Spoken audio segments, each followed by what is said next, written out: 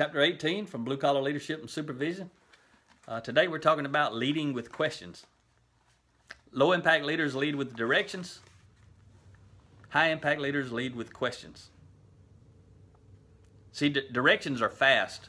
Low impact leaders go fast to go slow. What that means is they just rather give directions because that's fast, but then they go slow because the team's not bought in. The team does not have ownership. The team hasn't accepted responsibility. High impact leaders go slow to go fast. And one thing they do is they ask questions instead of giving directions.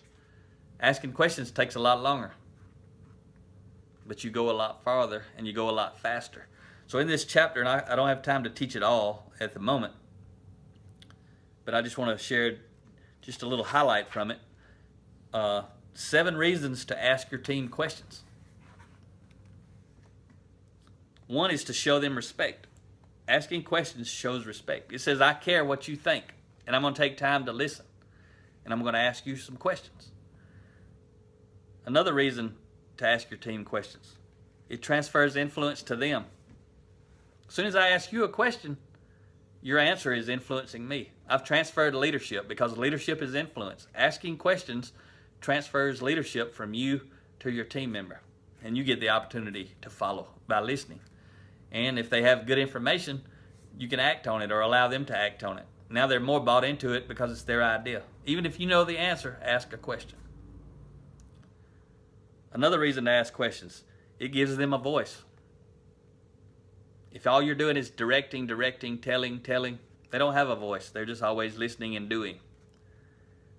Another reason, 4th reason, you get to learn how they think. Asking questions allows you to learn how they think. I've heard so many low-impact leaders say, I wish my people would learn to think, or I wish my teenager, my son, my daughter would learn to think for themselves. And this low-impact leader has done all the thinking for their team members or for their children their entire life or their entire relationship. If I do all the thinking, I can't blame you for not ever thinking. I've got to start asking questions. 5th reason is to engage them in the process.